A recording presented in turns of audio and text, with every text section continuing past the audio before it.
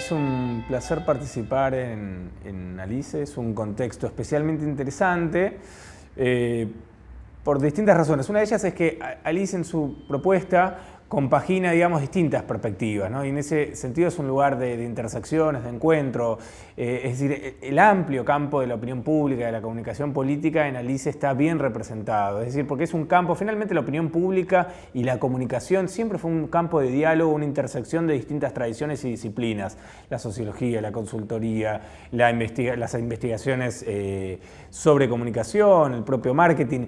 En fin, me parece que en ALICE están bien representados esas distintas perspectivas, esos lenguajes, y básicamente conviven de manera armoniosa, digamos, dos abordajes que a veces se miran con recíproca desconfianza, que es el abordaje más académico, que a veces tiene una mirada sobre la consultoría, sobre el oficio, una mirada envuelta de ciertos prejuicios, como si fuera una desnaturalización de esas categorías, de esos instrumentos, y al mismo tiempo hay un prejuicio también inverso, digamos, que es el consultor que mira al académico como alguien dedicado a un quehacer inútil, digamos.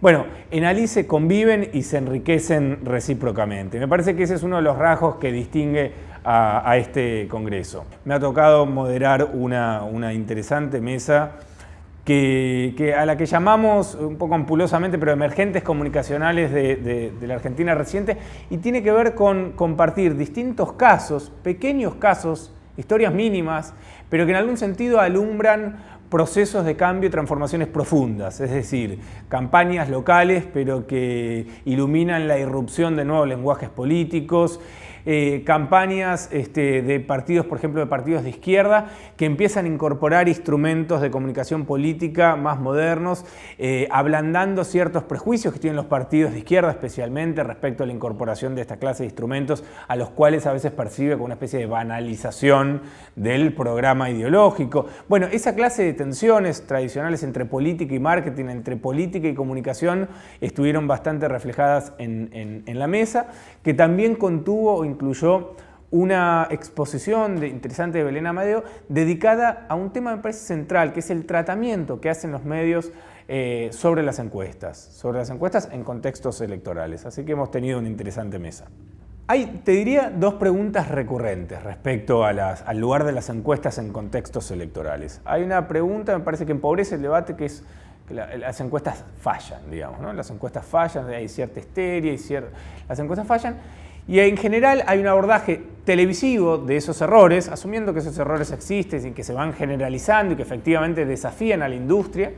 Pero hay un abordaje televisivo que es, que entiendo porque tiene mayor morbo, que es la idea de un encuestador en el lado B de la política con una oscura intencionalidad, bueno, dedicada a la manipulación de números, ¿no? Encuestas adulteradas. Parece que ese retrato, que además no se ajusta a la realidad, porque la verdad es que los consultores tienen pocos estímulos para lesionar su reputación, que muchas veces descansa en la eficacia de esas inferencias, de esas estimaciones.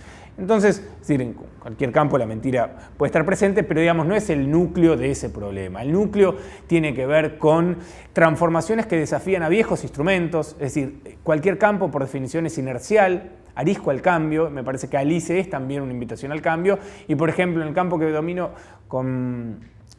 que es el tema de la investigación, bueno, nosotros hacemos encuestas de manera muy parecida a como se hacían hace un siglo, digamos, ¿no? Y en ese sentido hay transformaciones que desafían esa inercia, es decir, transformaciones hasta urbanísticas. El paisaje urbano cambia y eso desafía algunos instrumentos, por ejemplo, el abordaje territorial o face to face. Bueno, cae la penetración del uso de teléfonos y eso desafía a las encuestas telefónicas. Bueno, aparece la promesa de Internet como solución a todo, pero hay que evitar fetichizar eso como si fuera una solución a cualquier problema. En fin, hay un momento de transición también en la investigación, y además no solo en los instrumentos, sino también en su objeto, porque muchas veces cuando las encuestas fallan, se mira al instrumento o se mira al encuestador.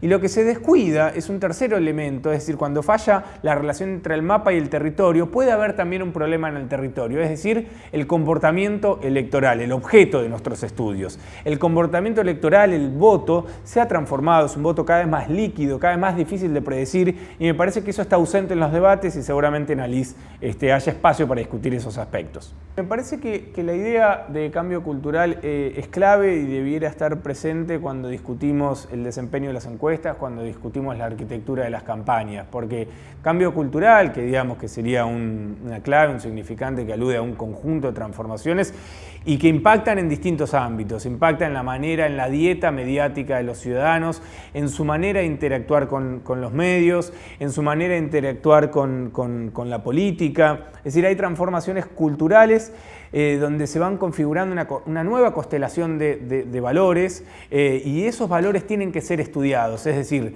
las encuestas no se tienen que dedicar únicamente a estudiar lo visible, el comportamiento, el resultado del comportamiento, que sería el voto, sino también el subsuelo invisible de ese comportamiento, que son estos nuevos valores. Entonces me parece que hay que afinar los instrumentos y las preguntas para capturar estas transformaciones, estos cambios de valores que interpelan nuestra manera de comunicar y nuestra manera de preguntar y estudiar también. Es decir, a la opinión pública, a la investigación de la opinión pública, el cambio de valores tiene que ser centro de gravedad de nuestras preguntas y cuando hacemos comunicación política también tenemos que atender y recoger esas transformaciones.